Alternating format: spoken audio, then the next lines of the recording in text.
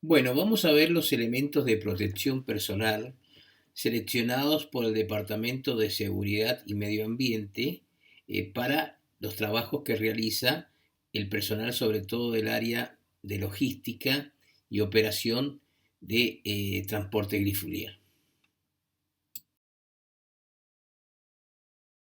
Pero vamos a ver qué es un elemento de protección personal. Se denomina elemento de protección personal a un equipo o conjunto de equipos destinados a dar garantía de la integridad física del trabajador a través de la reducción de su grado de exposición.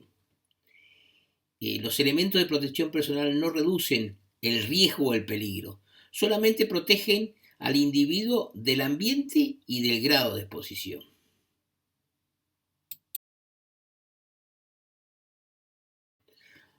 Para determinar los elementos de protección personal, el Departamento de Seguridad y Medio Ambiente de la empresa ha hecho previamente una evaluación del riesgo. Inclusive ha analizado en su conjunto la situación del riesgo y a partir de ahí ha determinado para cada puesto de trabajo y en cada situación de trabajo el elemento de protección personal que corresponde. Es muy importante esta etapa porque un elemento mal seleccionado puede aumentar el riesgo de accidente y no evitarlo, ¿no? O sea, por eso es muy importante eh, extremar detalles en cuanto al tipo y hacer un análisis exhaustivo de la situación. ¿Cuándo usamos un elemento de protección personal? O sea, generalmente nosotros usamos elementos de protección personal en actividades de rutina o a veces hay algunos específicos que tienden a protegernos en determinadas emergencias. O sea, hay equipos de protección personal que son básicos y obligatorios usarlo todo el tiempo, como pueden ser el zapato, casco y ropa de trabajo. Y hay elementos que se utilizan esencialmente en una actividad como puede ser un protector respiratorio o alguno de ese tipo. ¿Cómo los has seleccionado? Como dije anteriormente, a través del análisis de cada una de las tareas, determinar cuáles son los riesgos intrínsecos de las actividades y qué parte del cuerpo debe ser protegida en función de que estén expuestas a la posibilidad de un accidente o enfermedad. Es muy importante el criterio que en caso de duda o desconocimiento del grado de exposición a la que está expuesta la persona, siempre hay que usar un equipo de protección personal de máxima protección. O sea, nunca por menos, siempre por más. Es mejor equivocarse por más protegido que por menos protegido, porque bueno, de hecho, de producirse el accidente, realmente las consecuencias pueden ser lamentables. Después de la evaluación de esa situación, hay que adecuar el elemento de protección personal a la situación real, a las situaciones reales, perdón, a los fines de que sea usado. No hay peor elemento de protección personal que el que no se usa.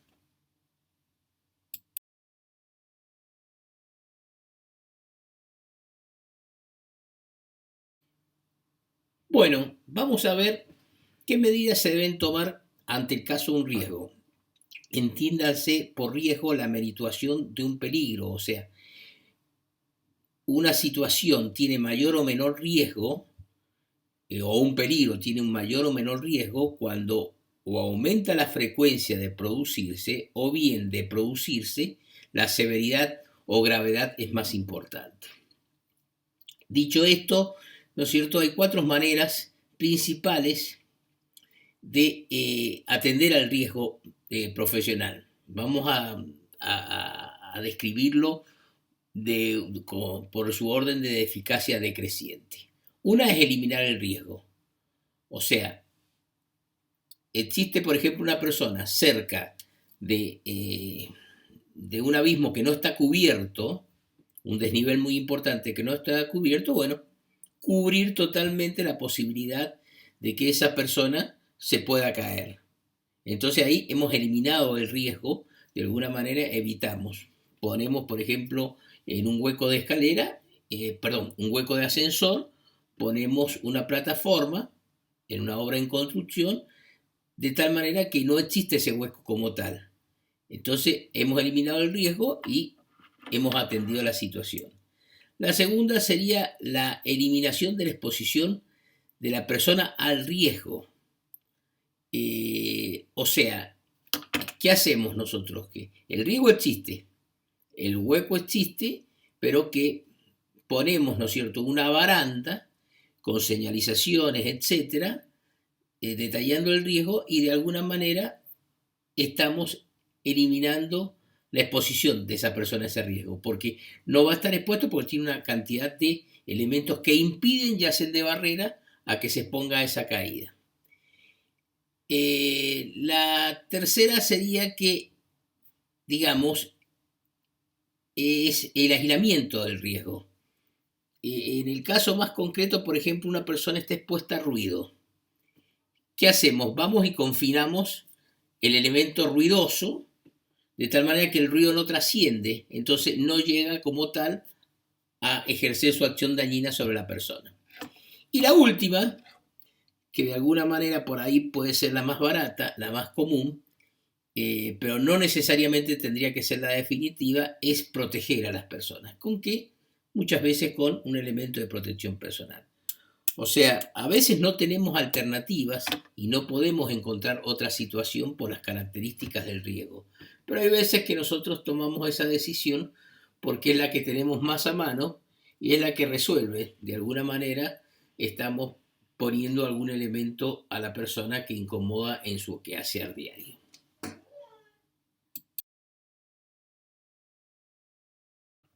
Ante una situación de riesgo, o la percepción del riesgo en cierta manera, uno intuitivamente tiende a protegerse.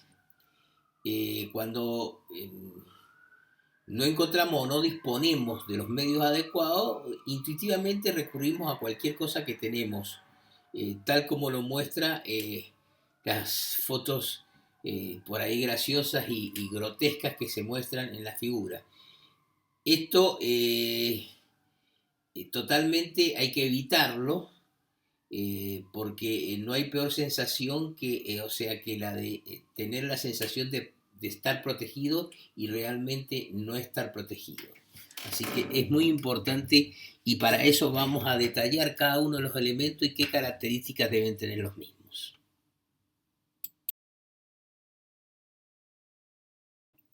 Bueno, muchas veces, o sea, anteriormente ocurría que el departamento específico de seguridad y medio ambiente pedía el comprar elementos de protección personal y el departamento de compras sin referencia previa buscaba precio. Bueno, en el mercado hay cualquier cantidad de situaciones que se puedan presentar que no necesariamente nos estén protegiendo, sino guarden la apariencia, un casco con apariencia de casco, pero no cumple con la función de casco, por ejemplo. Por eso es que a partir del 2011, la Superintendencia de Riesgo de Trabajo sacó una resolución, la 299, en la cual obliga a todos los empleadores a usar elementos aprobados. Y en su artículo 1 de esta resolución dice muy claramente lo siguiente: determínese que los elementos de protección personal suministrados por los empleadores a los trabajadores deberán contar, en los casos en que la posea, con la certificación emitida por aquellos organismos que hayan sido reconocidos para la emisión de certificaciones de producto, por marcas de conformidad o lote, según la resolución de la entonces Secretaría de Industria, Comercio y Minería, número 886 de fecha 6 de diciembre de 1999. O sea, ¿qué nos dice? Que los elementos que nosotros utilicemos o los que vamos a comprar obligadamente tienen que estar certificados y tendrán que tener un certificado de calidad que me dice que han pasado satisfactoriamente cierto tipo de ensayos que de alguna manera dan muestras de su eficacia.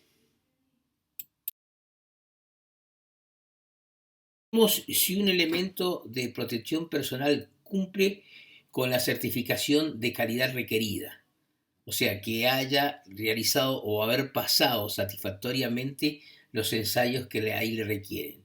Bueno, se identifica esencialmente mediante un sello que tiene la letra S, que ustedes pueden verlo en la figura, que esto me dice que algún certificador como IRAN o UL ha certificado que ese elemento cumple satisfactoriamente lo requerido por la norma para cumplir su función de proteger esencialmente. El sello debe estar necesariamente identificado en el mismo elemento. Por ejemplo, en los zapatos se encuentra en la lengüeta, en los cascos en la parte interna, y así en cada uno de los elementos, a veces con una etiqueta puesta, certificada, pero en cada uno de los elementos tendrá que estar identificado este sello de calidad. Si no lo tiene, el mismo no responde a la garantía exigible y obligatoria de un elemento de protección personal. Bueno, el primer elemento de protección personal que vamos a describir y que ha seleccionado es el casco. El casco hace a la protección de la cabeza, o sea, protección craneana. Ustedes saben que la cabeza de alguna manera aloja al órgano más importante que tiene el ser humano, que es el cerebro. O sea, el cerebro es la vida misma.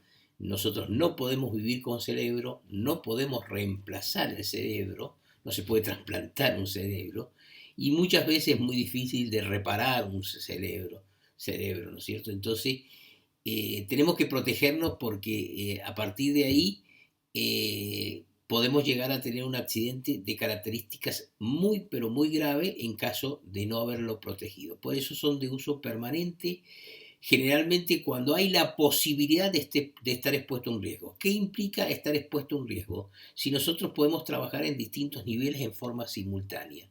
Eso es un riesgo permanente. Si estamos bajo los efectos de elementos contundentes en el transcurso de nuestro tránsito, en la cual puede provocarnos un daño que pueda tener características irreversibles. Bueno, acá en la figura, en las fotos, se muestran los distintos tipos de casco. En este caso no son distintos tipos, sino distintos colores de casco. Lo hemos puesto porque muchas veces se usa el casco para identificar funciones o jerarquías. Generalmente el casco blanco está reservado para los supervisores, operarios, cualquiera que sea de color, ¿no es cierto?, a excepción del rojo y el verde, el amarillo, el naranja, el azul puede ser. El verde es para quienes ejercen acciones sanitarias y de primeros auxilios, y el rojo está destinado para la gente de las brigadas de protección contra incendio y muchas veces la gente de seguridad como tal.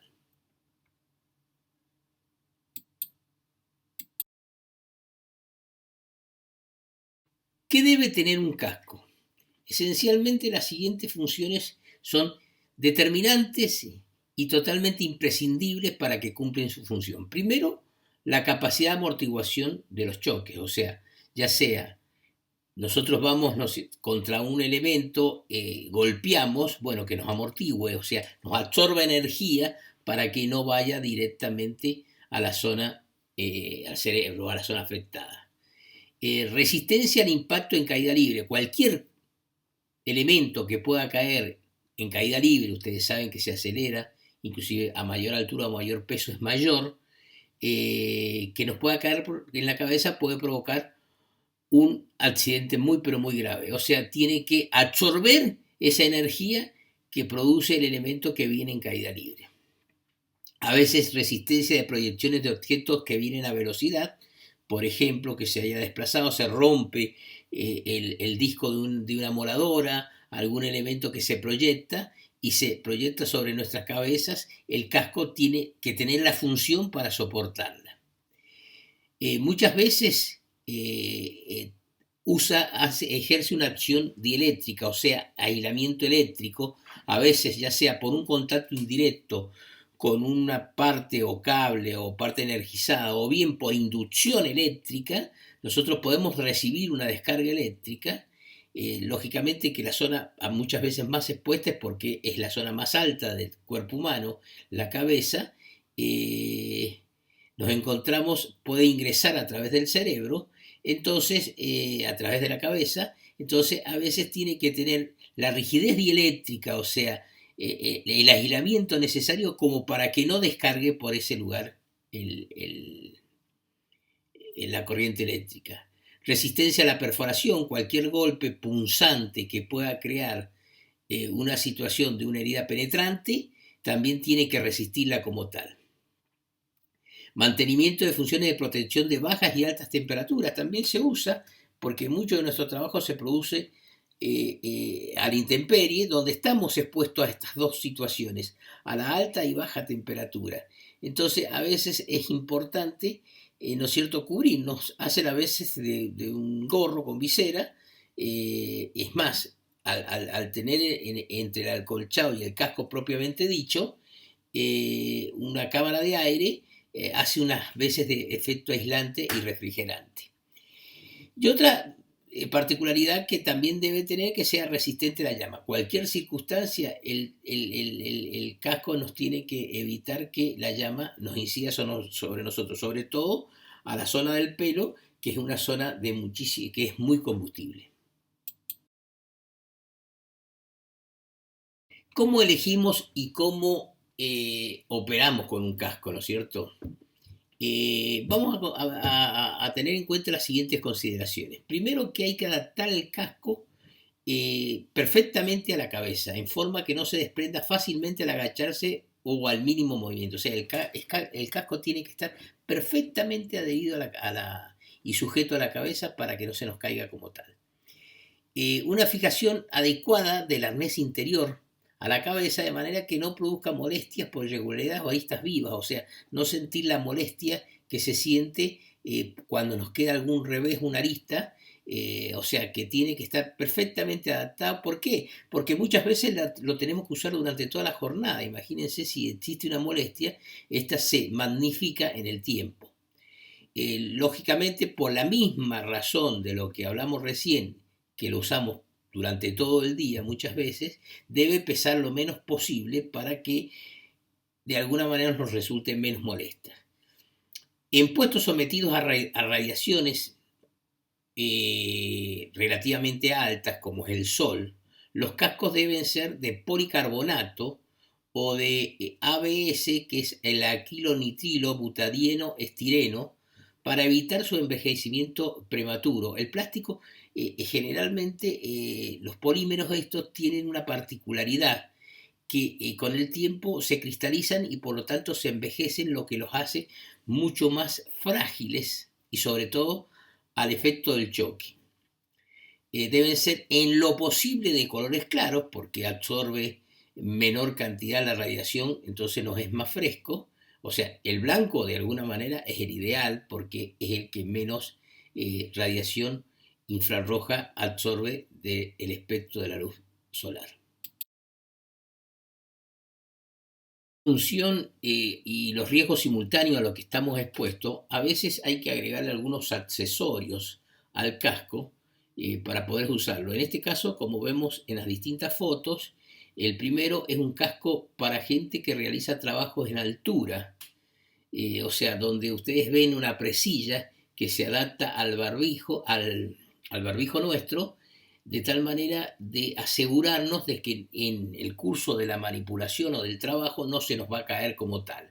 Cualquiera sea el esfuerzo que hagamos, cualquiera sea la violencia del movimiento, el casco no se nos tiene que caer. Entonces, estos son cascos para trabajos en altura.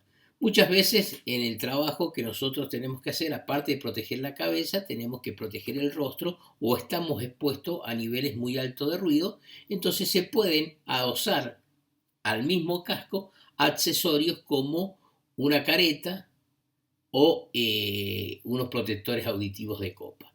También en el caso de los cascos mineros, donde el nivel de luz es muy bajo, es muy práctico tener adosados en el casco una luz que es la que me va alumbrando permanentemente en nuestro accionar diario.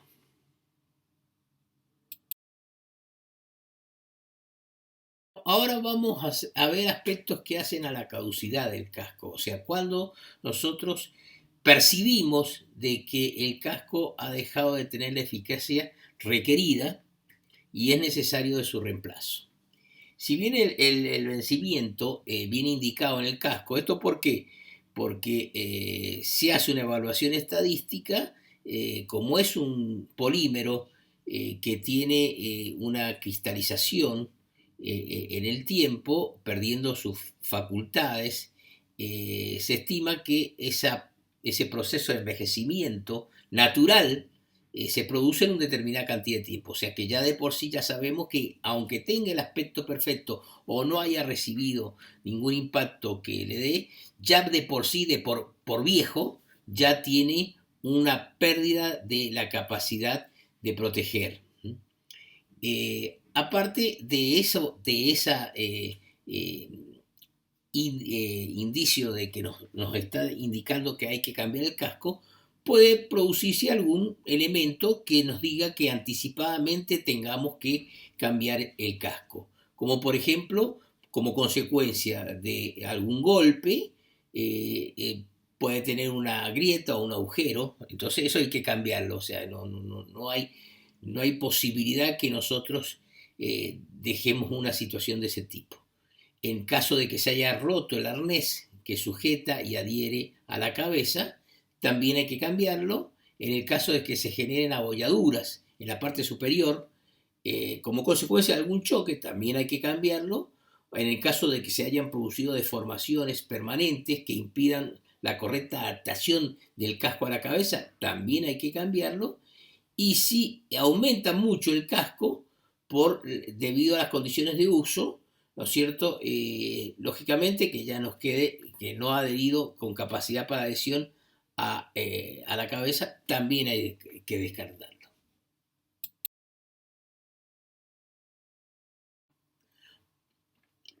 Bueno, ahora vamos a ver la protección facial y ocular. Primero vamos a ver los anteojos de seguridad.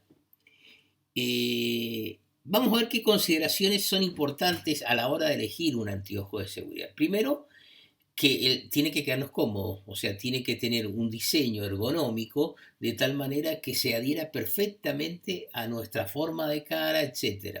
Independientemente de la marca reconocida, de las consideraciones de calidad, nosotros tenemos que usar un anteojo que realmente usemos. O sea, inclusive ningún anteojo que nos provoque una dermatosis como consecuencia de estar provocándonos un raspado o algún elemento que nos irrite la piel. Deben ser fácilmente limpiables porque si presenta alguna dificultad de este tipo, imagínense que muchas veces tenemos que estar durante mucho tiempo y tenemos que permanentemente limpiarlos. No debe existir ningún hueco que pueda producir que de alguna manera se introduzca algún elemento que pueda agredir nuestros ojos. Al igual que lo que habíamos hablado de la importancia de proteger el cerebro, es muy importante proteger la vista. No se olviden ustedes que la vista es el sentido que el ser más importante que tiene el ser humano. Entonces cualquier situación realmente es muy traumática. Deben tener la aislación suficiente, independientemente de que nos sellen todo el contorno de los ojos, pero para evitar que de alguna manera se empañen. Otra cosa importante, en el caso de necesitar alguna corrección nosotros por tener algún problema o defecto en la vista, bueno, tendrá que hacerse una lente y adaptarse la lente al elemento de protección personal con la corrección que sea necesaria. No utilizar el anteojo por encima de mis anteojos, ni tampoco desechar el anteojo y usar mis anteojos comunes de corrección.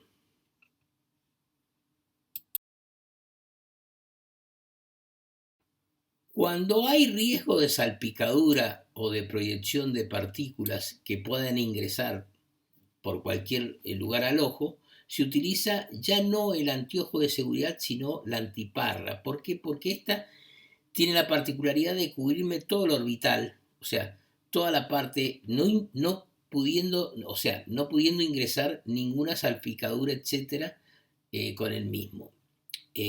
Por eso, siempre que se manipule sustancias líquidas que puedan tener proyección o la proyección de muchísimas chispas, etcétera, se debe usar antes que el anteojo el antiparra. Ahora, si nosotros tenemos que proteger, aparte de los ojos, la cara, se utilizan las pantallas de protección facial. Generalmente son pantallas de policarbonato que nos protegen la cara del golpe, impactos de partículas, chispas, salpicaduras químicas, etc. Tiene un diseño envolvente, o sea que me cubre tanto la cara frontal como lateralmente como el mentón. A veces, cuando el riesgo es muy importante, abajo de la careta de protección se utiliza o la antiparra o el anteojo de seguridad.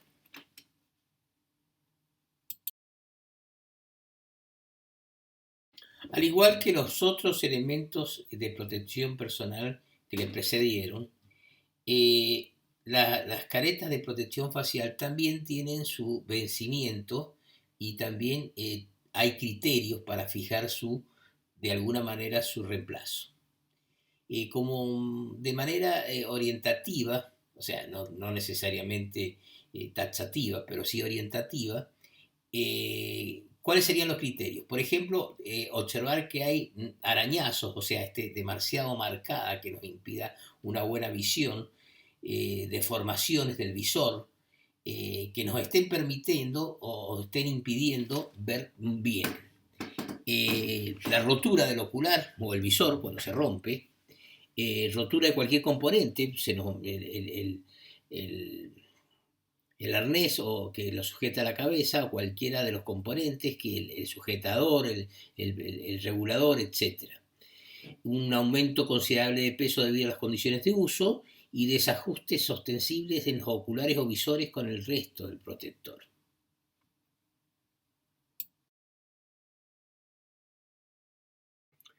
Bueno, ustedes saben que entre las tareas que tiene la empresa existen las tareas de mantenimiento o de fabricación de elementos que hace que la operación de soldadura sea muy habitual.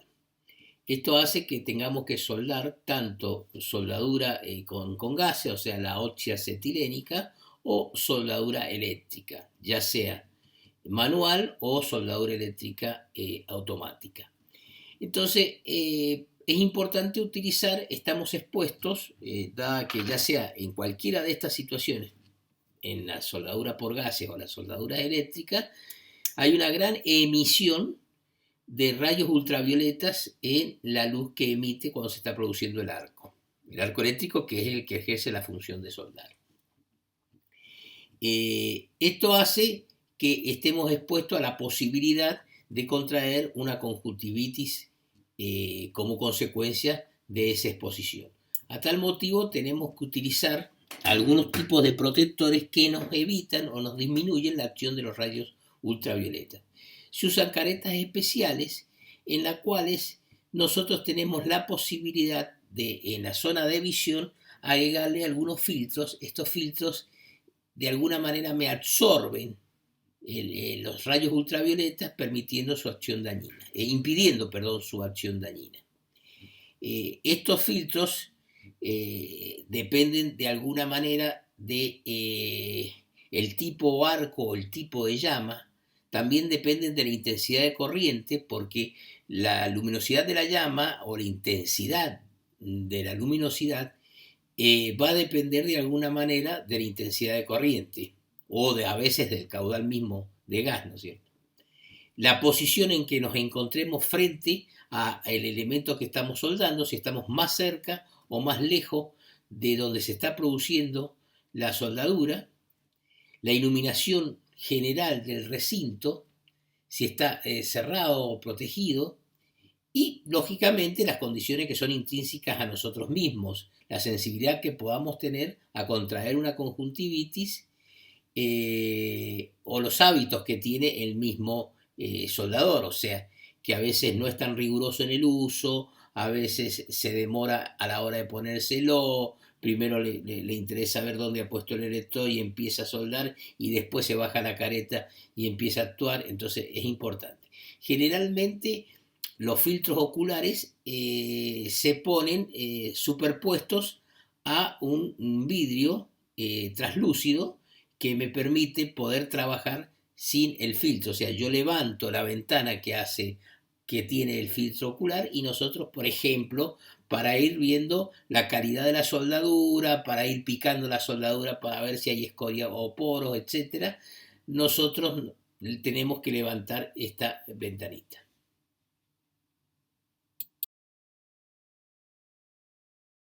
Para seleccionar el filtro ocular correcto, se ha establecido como una especie de numeración. O sea, en función del tipo de tareas que yo voy a realizar, o sea, el tipo de soldaduras y la intensidad de corriente, yo elijo un determinado filtro ocular que está definido por un número como se muestra en la figura. En esta figura nosotros podemos ver claramente, perdón, en el ocular en función del proceso, ya sea automático o manual, y en función de la intensidad de corriente. Y nos va dando distintos números.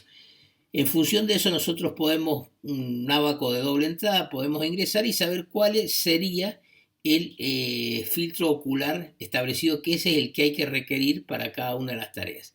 Ojo, esto está establecido para todos los arcos en condiciones normales de trabajo, en condiciones de visión normal de la persona, a una distancia media de la cara del soldador con el arco propiamente dicho, de medio metro, y un alumbrado mínimo, ¿no es cierto?, propio del taller de unos 100 lux, ¿no es cierto?, es la intensidad luminosa el lux, en la unidad de intensidad luminosa. Para acero normal, o metal base, o aleaciones ligeras con gran reflexión.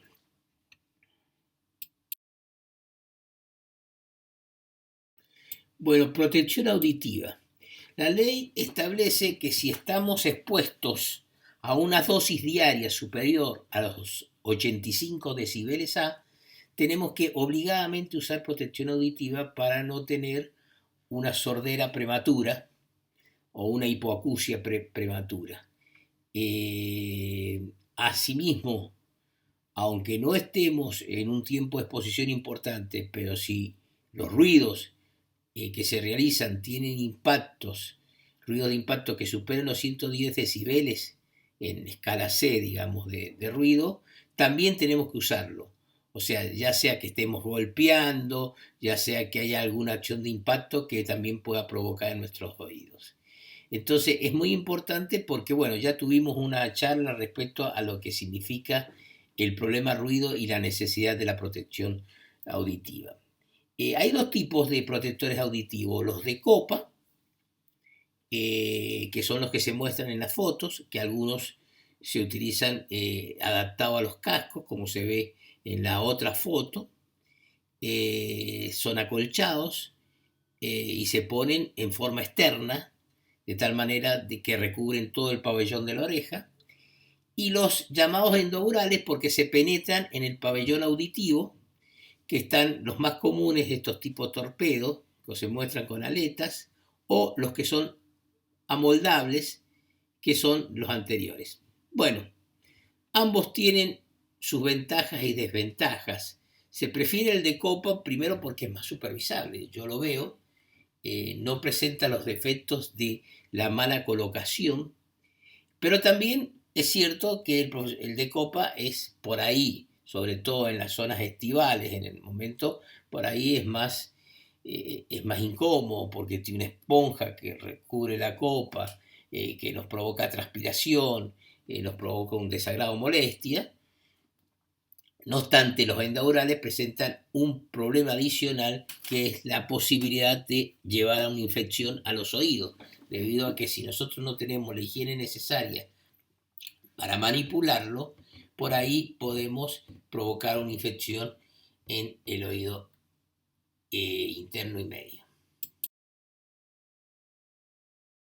El gran problema que a veces tienen los protectores auditivos endaurales es que muchas veces no se colocan bien y se protege, o sea, se colocan superficialmente, entonces protegen el 50%, el 40% o el 30% lo que debieran proteger, como lo muestra en la figura. O sea, cuando están puestos así, ustedes saben que el pabellón de la oreja tiene una determinada inclinación, entonces hay que llevarlo más al interior para provocar un sellado perfecto. Ahí en las figuritas de abajo sale. Lo primero que hay que hacer es limpiar bien el protector auditivo y limpiarse la mano donde lo vamos a manipular. Después, con la mano puesta a la oreja en que vamos a introducir en el pabellón auditivo, levantamos y inclinamos la cabeza de tal manera de tener recto el ingreso del protector auditivo. Colocamos hasta que sea sellado y hacemos lo mismo con la otra oreja. ¿Cómo vamos a saber nosotros que está bien puesto? Y nos hacemos de alguna manera con la palma de la mano, nos tapamos la oreja y de alguna manera la sacamos. Si no hay cambio en el nivel de ruido que nosotros percibimos con protector auditivo al ponernos la mano y sacárnosla, evidentemente está puesto. Si hay cambios, quiere decir que no está puesto, que hay que volver a realizar la operación para tenerlo correctamente. Bueno, protección cutánea. Los overall o mameluco, como se le llaman correctamente, tienen que ser todos de protección total. Tenemos distintos tipos. Nosotros, por el tipo de actividad que tenemos, muchas veces es obligatorio, como en el caso del ingreso a yacimientos, que utilicemos los mamelucos ignífugos, o sea, con resistencia al fuego. Eso nos lo exige el cliente y nos lo exige las circunstancias, porque se puede generar un incendio de dimensiones donde la ropa tiene que actuar a nuestro favor y no en contra de la misma. A veces, que no es la mayoría de las veces, por las características del trabajo, supongamos que nos toque la posibilidad, el trabajo de tener que ingresar adentro de un tanque, hacer una limpieza, o muchas veces también dentro de la cisterna de nuestros camiones que nosotros tengamos que ingresar adentro. Bueno, ahí se usa lo que se llaman los overall o mamelucos descartables. ¿Por qué? Porque quedan contaminados o ensuciados con un material que tiene que tener un descarte como residuo peligroso. Entonces, de alguna manera, nosotros, para no contaminar otra ropa en el lavado y secado del mismo, lo sacamos y lo descartamos y le damos un tratamiento como si fuera un residuo peligroso. A veces como gestión en la empresa o a veces como gestión en el cliente. También muchas veces para estar dentro del predio de la empresa o realizar las tareas habituales, no necesariamente tenemos que tener el overall. Utilizamos el sistema de pantalón chaqueta y, depende de la estación del año, la campera de abrigo. También existen para cuando las condiciones climáticas lo requieran, como en el caso de capuchas y capas de ropa impermeable para cubrirnos ante la inclemencia del tiempo, y también botas para trabajar en ambientes húmedos, como cuando estamos realizando trabajos de limpieza de los camiones o trabajos de limpieza de los equipos, y guantes para también que tengan esa característica de impermeables. Nosotros sabemos que el aire que constituye nuestra atmósfera y nuestro ambiente debe contener un 21% de oxígeno, un 78% de nitrógeno y un 1% de otros gases. Pero esencialmente un 21% de oxígeno, que es el elemento requerible para la vida misma. Entonces, no podemos trabajar con una atmósfera que tenga un 19,5, o sea, menos del 19,5% de oxígeno en aire. O sea, por lo tanto, la atmósfera tiene que estar libre de sustancias extrañas y tener una presión y temperatura que no causen lesiones al organismo humano.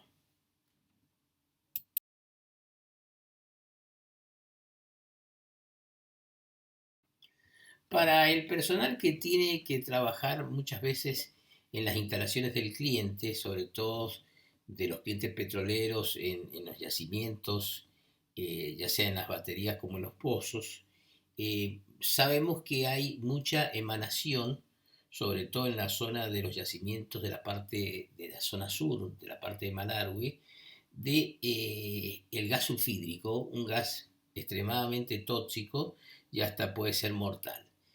Por eso a veces se nos hace necesario, depende de la concentración, el tiempo que vamos a permanecer, etcétera, utilizar la llamada máscara con filtro, la máscara total del mismo, que ahí se muestra en la figura.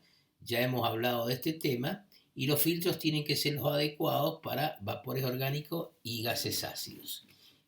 Como tal, el Departamento de Seguridad y Medio Ambiente han seleccionado los mismos y es importante colocárselo bien al filtro de tal manera de que nosotros primero asegurarnos de que está bien sellada todo el rostro a los fines de que no pueda cortocircuitarse el aire a través de endijas que deje entre la máscara y mi rostro. Por lo tanto, tengo que sujetarlo a través de las hebillas y dejarlo bien ajustado a mi rostro. Ahora, esto se utiliza suponiendo que la concentración sea más de 10, 15, 20 partes por millón, ya tenemos que empezar a usar la máscara con filtro. Pero digamos que los filtros, como utilizan carbón activado, es un fenómeno de absorción, o sea, de superficie, se va saturando y llega un momento que pierde totalmente su eficiencia, por lo cual tiene caducidad.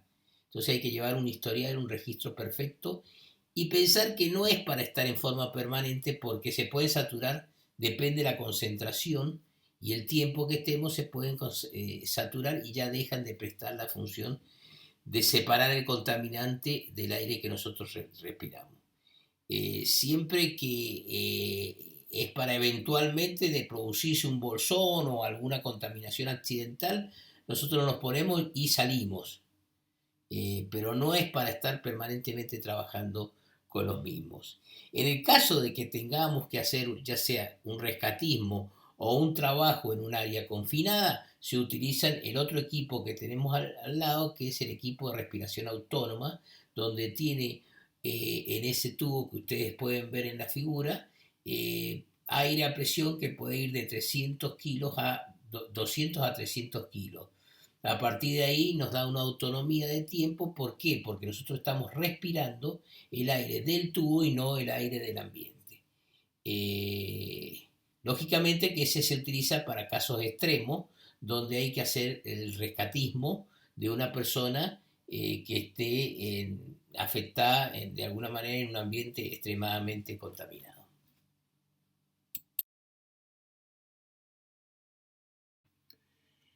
Bueno, otra protección respiratoria muy importante es la semimáscara, en este caso la semimáscara con filtro, sobre todo para cuando hacemos operaciones de soldadura o estamos en ambiente muy turbulento, por ejemplo en un arenado, una situación de ese tipo. En este caso es muy importante digamos, la buena colocación. En la figura de abajo, en 6 pasos, se da más o menos cómo se tiene que colocar, o sea, se tienen que ajustar perfectamente las hebillas, pasar por encima de la cabeza, de tal manera de ubicarla por debajo y arriba de la oreja. A partir de ahí se va sujetando, ¿no es cierto?, con los ajustes laterales, y una vez que está sujetada, verificamos su hermeticidad, o sea, que esté sellada en todo su contorno. La manera de hacerlo es poner las dos palmas de la mano, en este caso al ser un barbijo doble, de doble filtro, las dos palmas de la mano tapando el ingreso de aire, y se me tiene que como succionar, o sea, yo sentir, hablando mal y pronto, que se me chupa la máscara, a los fines de asegurarnos que el aire después no se vaya a ver cortocircuitado por la mala colocación, las endijas que provoque la mala colocación del barbijo. En la foto del medio vemos los barbijos comunes que se utilizan sobre todo para las tareas menores, de esmerilado, de pintura, etcétera, donde nos están protegiendo a veces de sustancias, partículas medianamente grandes. Estos son de carácter descartable o de muy poco uso, entonces se utiliza esencialmente para tareas eventuales. Y en la derecha vemos el barbijo de ion positivo del COVID-19, que está aprobado por el CONICET, que bueno, lo pongo como ejemplo de un barbijo bien concebido, porque bueno, hoy por hoy ustedes saben que la única manera de protegerse es con distanciamiento social, ambientes airados y uso de barbijo, pero ese barbijo tiene que cumplir la función como tal, que el, el virus no ingrese. Estos barbijos están garantizados que de alguna manera impiden el paso en gran porcentaje, hablan del 99% si se encuentra nuevo el barbijo del COVID, pero lo importante en todo barbijo esencialmente es que se use tanto cubriendo boca como nariz y que selle todo el contorno. O sea, porque bueno, si no se sella se cortocircuita y por ahí puede ingresar el virus.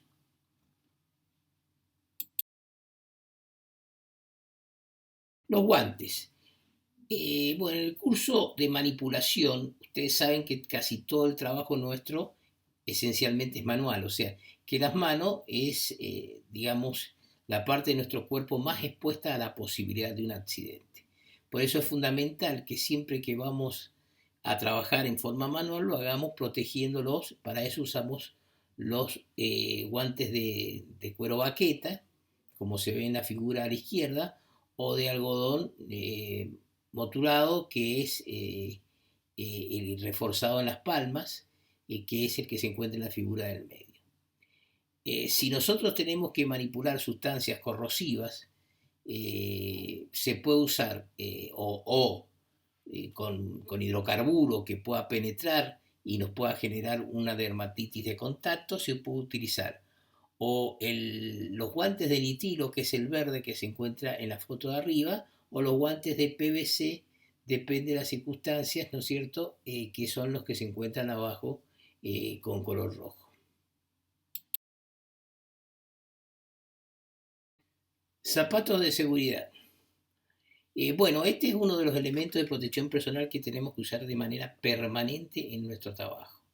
O sea, ustedes saben que en el curso de la manipulación manual a veces manipulamos sustancias pesadas, cortopunzantes, etcétera, que se pueden caer y producirnos una lesión muy importante en los pies. Por eso, al igual que podemos chocar con elementos y cantos agudos, elementos contundentes, etcétera, que nos pueden provocar también lesiones en los pies. Por eso es muy importante elegir un calzado, y como lo tenemos que tener todo el día, el mismo tiene que tener características muy importantes, sobre todo lo que hace a su confort y a su grado de protección.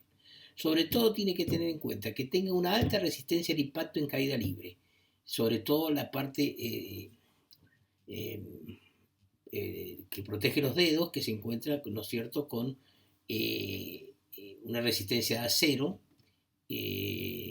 colocado, un refuerzo de acero colocado a los efectos de que el mismo sea quien evite el aplastamiento y lógicamente la lesión sobre los dedos. Resistencia a la proyección de objetos a gran velocidad, resistencia al aplastamiento, ¿no es cierto? Todo lo va produciendo la puntera propiamente dicha, resistencia a la perforación, al plegado, a la corrosión de punteras y plantillas de seguridad metálicas, y resistencia a los agentes químicos, y tienen que ser impermeables al agua y en muchos casos no verse afectados, sobre todo por el caso de los hidrocarburos o algún otro disolvente que tengamos en nuestra habitualidad de trabajo. Bueno, vamos a ver ahora un zapato de seguridad despiezado para entender cómo trabaja el zapato. Como pueden ver, en la punta se encuentran las punteras de acero, que están bien sujetadas a la planta y sujetadas, ¿no es cierto?, por todo el capellán del zapato. El guardacanto, a los fines de no generar que ningún aplantamiento sea agresivo contra el pie. Después se encuentra forrados, generalmente se encuentran forrados para evitar cualquier canto vivo. Tiene una plantilla de acero para evitar, ¿no es cierto?, los efectos, que pueda introducirse algún elemento cortopunzante. Las suelas generalmente son de poliuretano de alta densidad y para darle mayor resistencia y durabilidad. Tiene un contrafuerte, se encuentra acolchado para ser más confortable y a su vez tiene una plantilla antimicrobiana a los fines de evitar la posibilidad de que se genere algún hongo como consecuencia de la transpiración por el uso constante de en condiciones extremas de este equipo. También para cuando se trabaja en ambientes húmedos, por ejemplo, en el lavado de la cisterna de un camión, el lavado de los equipos o trabajar en el mismo trabajo, se utilizan las botas de seguridad, que son botas impermeables de la misma constitución de las botas comunes, solo que tienen el refuerzo, al igual que el zapato de seguridad, en cuanto a que tienen puntera de acero a los fines de que protejan por cualquier circunstancia en la manipulación que pueda producirse.